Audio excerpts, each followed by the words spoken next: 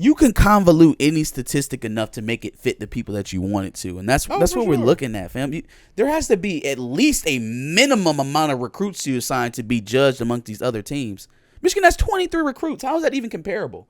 You're saying that the 8 guys that you have are so much better that they can make up for a lack of 15 players? Nobody has more than 3 5-stars right now, right? Georgia is fucking insane. Georgia has 3 5-stars? Georgia has 2 according to So yeah, that's just crazy. Wait, aren't both Georgia has 16. Georgia has 21 signees, and they have 2 5-stars, 4 4-stars.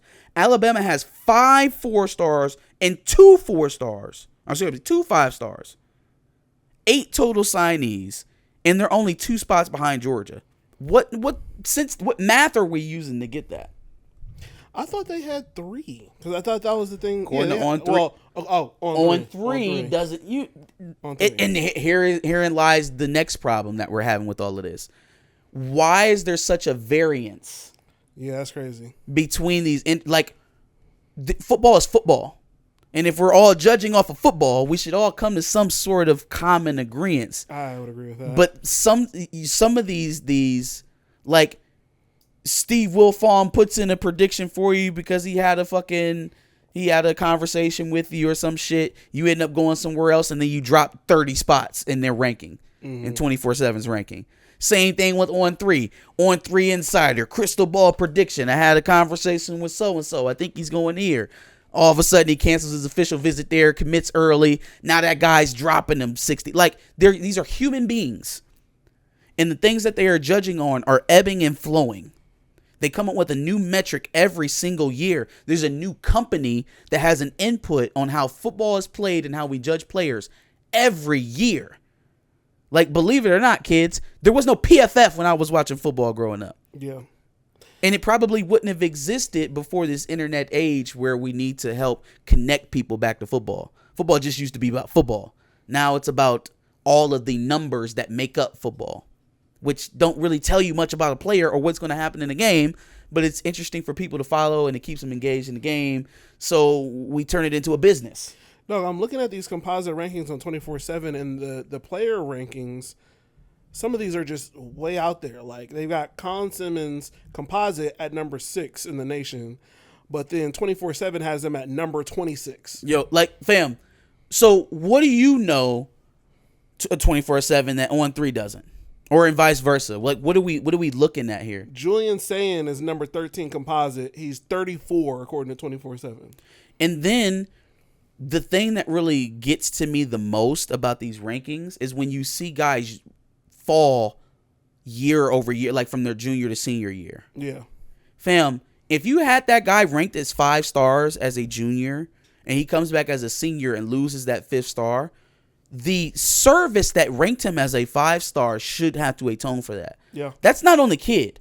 That is a miseval by you. Yeah. But now you're going to stunt that kid's progress or anything kind of momentum he got going from getting the 5-star in the first place because you had a bad eval. Mm-hmm. Nope, that doesn't happen. These players are at a stage in their maturations where they're growing. Some of them are peaking, absolutely. But then if they're peaking, you should be able to see that before you give them a 5-star in their junior year. Yeah. Yep. If that's the case, then you should make all underclassmen earn their 5th star.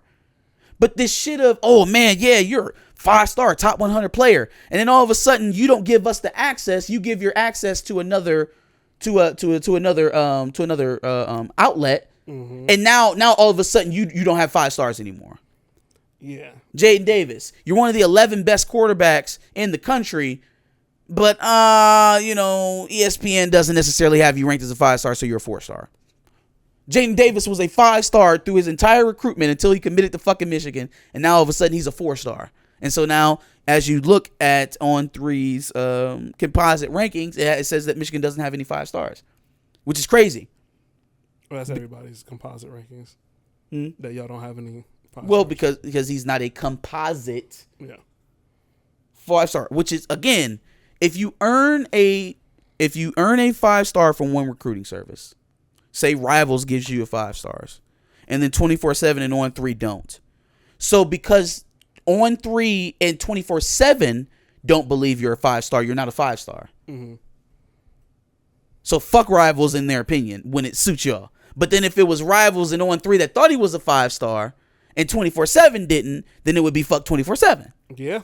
See, so then why do we have all of these recruiting services anyways? Why are they valid? Man, for the life of me, it's to actually keep some sort of track. But the reason why we have different ones and their information is so skewed, or why it's at least so accepted, is because then it gives fan bases a way to be like, oh, look at my guy, he's number one here. But that's all this is, though. That's all this is. Yeah. And so, but it also does reflect to how players are recruited, how they're bought in, and all the rest of that stuff. I don't know, man. And I mean, ultimately, we'll never know what that player is going to shape until they out play. To be. Until they play. Yeah. So ultimately, it all means close to nothing.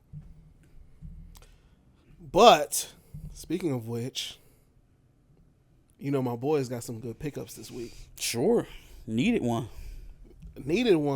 Well, you definitely needed the corner. Yeah, we definitely needed the corner. But you know what? It's just our way. We're working back to where we need to be as far as being DBU, right? We got the wide receivers. Let's get some talent on the other side of the ball. Very far from being DBU. We are very far. Well, we were 2020 or 2021 and 2022. We absolutely were very far.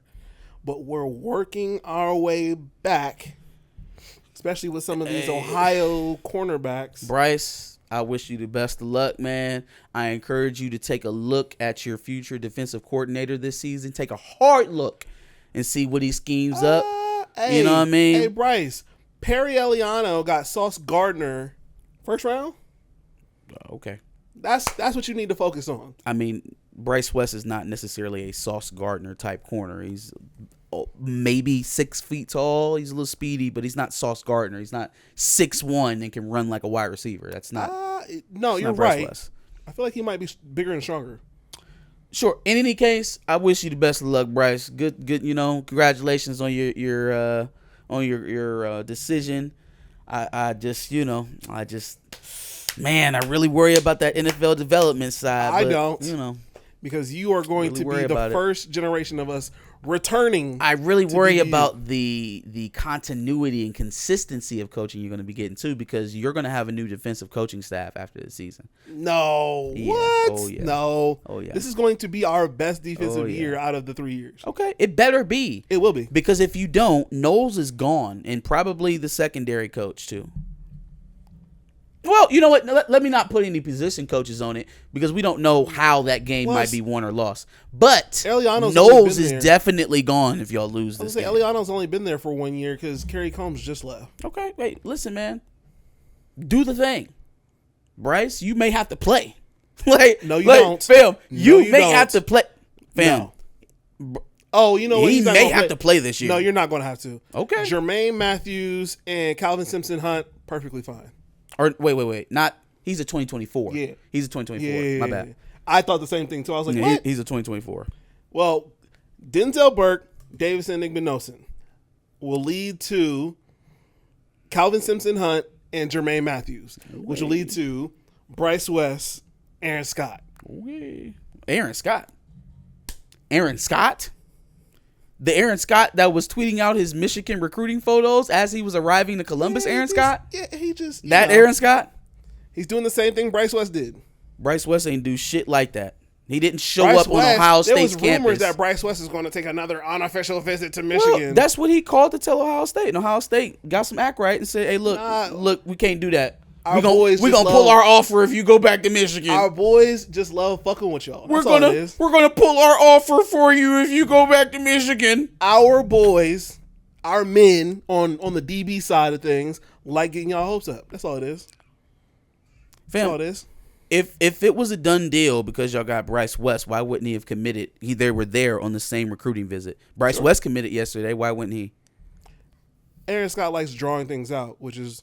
You know, we saw his top 12 when everybody else was putting out their top 5. Yeah, but we know who the top 2 are for Aaron Scott, or top 3 at least with the Oregon. So and Aaron Scott doesn't want to. He wants to take his time with it, whereas Bryce West He was like, "Look, man, I'm here. Let's do this thing." Yeah, That's why Ted Ginn probably showed up to his. He knew. Well, Ted Ginn knew about Bryce West. Yeah. He didn't know shit about Aaron Scott. No, I know that. That's what I'm saying. That's why he showed up to Bryce West. Yeah. Bryce West was always a long shot, man. He's from Glenville. Yeah. It was always going to be a tough push to try and get a Glenville kid. We've had a couple, but none that really like. Well, hold on, Frank. Where was Frank Clark from? I think Frank Clark went to Glenville. He went to Glenville. Glenville, yep. Okay, so Frank Clark. But, it's been few and far in between in terms of being able to get him to come up to Michigan. I think with this particular recruitment with Bryce West, it did a lot to maybe break down that wall so it's not just like an automatic no. You know what I mean? The fact that we were able to take it this deep into the recruitment. If that story was true about him trying to make it back out here, it seems like it really came down to the wire. Mm-hmm. So, in any case, that's a kid that you expect to lose to Ohio State. The fact that we drove it this far is a step forward for the next recruiting cycle, and the next one after that, and next one after that, just keep chipping away at a historic Ohio State pipeline. Like you were shooting a full court shot to try and get him.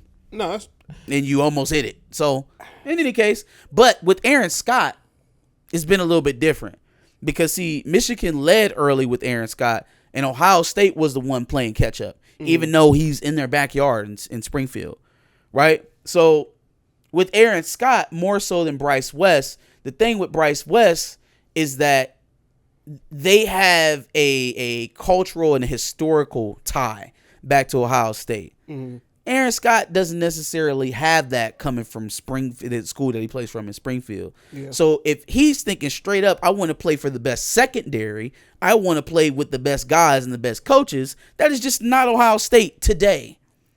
So Michigan has the stronger pitch to Aaron Scott than they did to Bryce West, and I believe that's playing out in the recruitment. I think we've always had a better chance with Aaron Scott than we've had with Bryce West. That last sentence very fair. I think we're also dismissing the fact that there is a third, and supposedly he is also taking them seriously. A third what? Team. Oregon? Yeah. I don't believe it. That's what the rumors are. That it would shock me more for him to go to Oregon than to go to Ohio State. That's fair. It would shock me more. But I guess I don't want to leave that out of it. Even hearing him talk about his fandom of Oregon, it's very superficial. It's the stuff that you would expect a young kid who used to play NCAA to like about Oregon. The uniforms, the offense, that kind of stuff, like exciting plays. Association with Nike, Phil Knight. Yeah, like. But then coming out of his official visit out there, absolutely no movement. None. Every time he's come to Ohio State or Michigan, there's been some sort of jockeying. There's been absolutely no news coming out of Oregon. And I don't even think they have any crystal balls to land him. So I don't think anybody in the industry thinks he's going to Oregon. I don't think he's going to Oregon. He don't think he's going to Oregon. Or unless they come in with a Dante Moore level bag, I don't see Oregon. That depends on how bad they want him. That's true. I mean, who's playing the better football right now? Even we can take it out of the Ohio State Michigan thing. Like, where is the marquee football for college football in the country being played right now? Out west, in the Pac, or in the Big Ten? Playoffs more recently. Who's boasted more conference championships of recently? The Big Ten, or are we talking Pac? The Pac is going to be dead in a couple of years, man. Oregon might end up joining the Big Ten anyway. Like, UCLA and USC could leave the Pac-12, and Oregon could still not be the favorite to win the conference. Yeah. Yep. You want to rebuild in a under-vamped Pac-12 conference?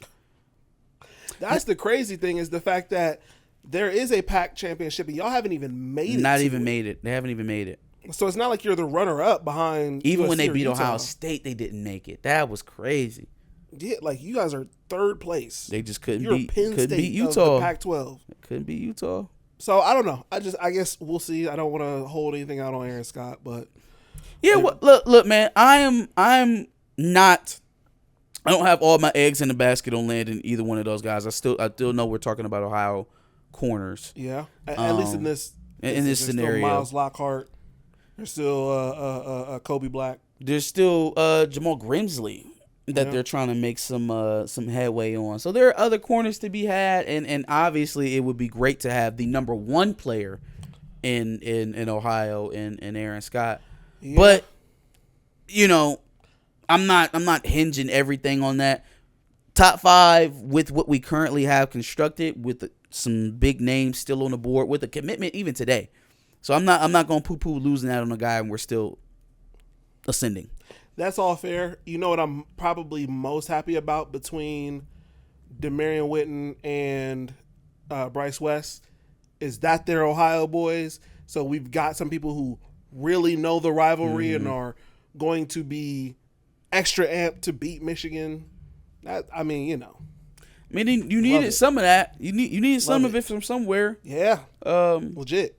Because Aaron Nolan's from Georgia. James Peoples is from Texas. Well, even more than that, even more than just the new players that you got coming in, the coaching staff, other than Laurinaitis, ain't nobody on there that's beat Michigan. Oh, Tony Alford. Brian Hartline. Ooh, okay. Hartline, Laurinaitis, Tony Alford. Everybody else has been taken. Well, Ryan Day has that one win. It's not a whole lot of beating Michigan experience on this roster, coaches or player. Not a whole lot of it.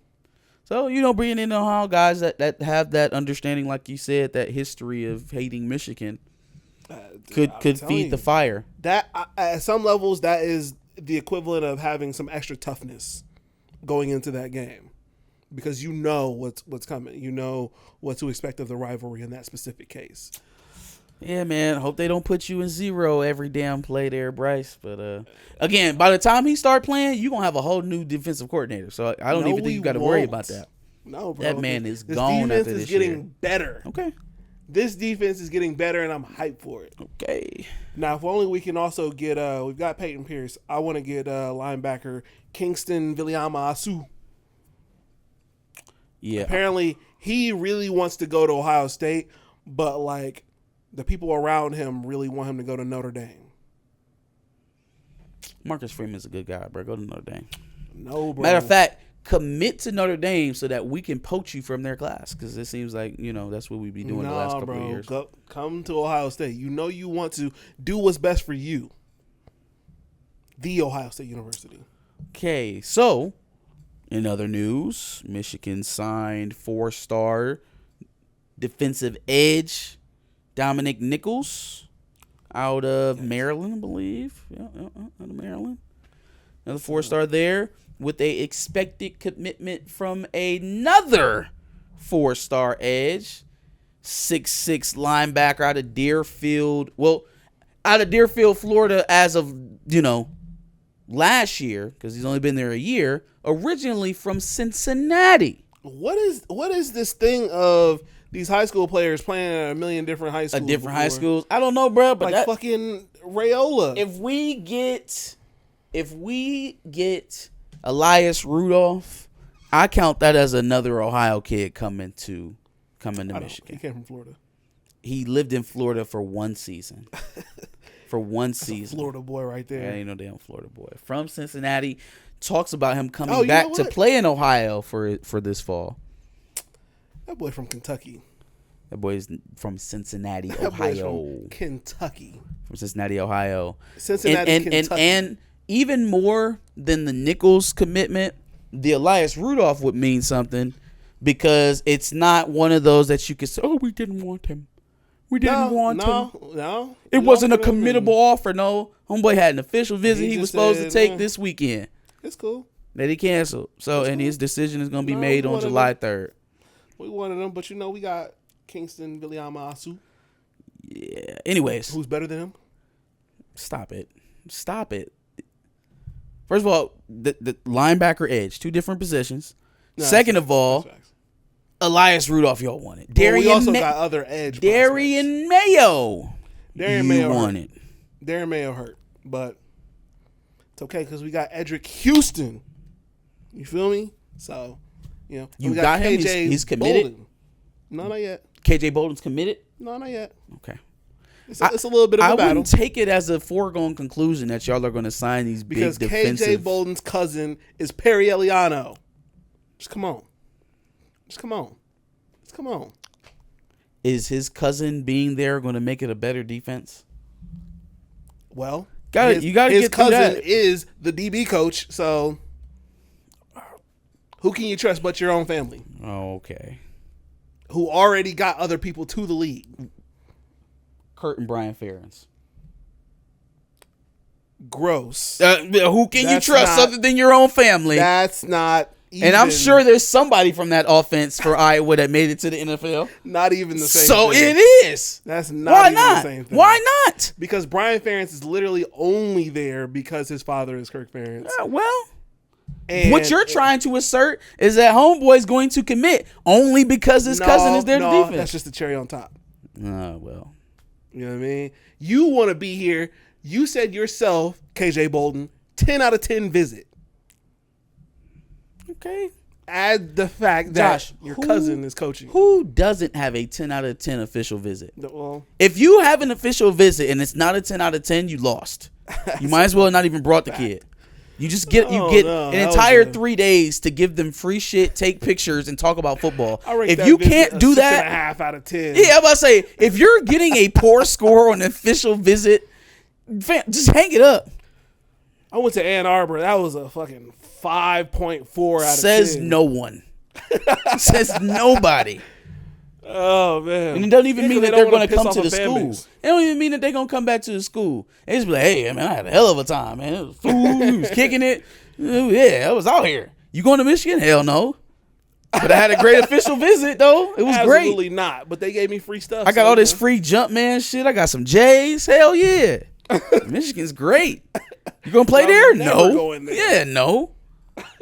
They go to these visits to get this shit, yo, to get the free stuff, to get the apparel, to get the shoes, to get If the anybody jackets. knows that this year it's Buckeye fans, because Jeremiah Smith has been going on a whole Everywhere, world everywhere. He on a world tour with Muhammad, his man. tour. And then comes back and be like, yep, Ohio State lock. I'm like, oh, we get it. Yeah. Just saying. He coming back, though. It's cool. You gotta, You let say him, so. gotta let him get some free shit, and he'll come back. Is that Okay. everything? Demarion Witten, I like, but he's gonna have to wait a little bit because we've got some tight ends in that tight end room that we'll have to see. Like he's literally behind Jelani Thurman, 6'6", 253. Yeah, you're gonna have to. That guy's a monster. Starnell Washington size. That guy's a monster. So you Darnell might have to, but you never know. He might be done after his first starting year. So Maybe y'all can use the throw to the tight end as a supplement for your running game. or we can have 6'6", 253 seal off the edge and get whoever out. Being big doesn't mean you're a good blocker. No, it does not. You're absolutely right. But it does help 'Cause a it little bit. Definitely sounds like he's a pass catching tight end. So let's not just assume that he He's can move definitely guys off the athletic. ball. But you never know. We'll see. Maybe we can get some blocking tight ends if he's not that guy. What do you think about each team's recruiting cycle so far? I think they are one spot apart in 24/7. Give us your thoughts in the comments below. Like, share, and subscribe. Come back next week for another House Divided episode. Absolutely. And make sure you check out our previous video where we discussed Michigan losing some recruits. Amongst other things as well. And then make sure you check out the playlist for House Divided content and subscribe because we will be doing this once a week.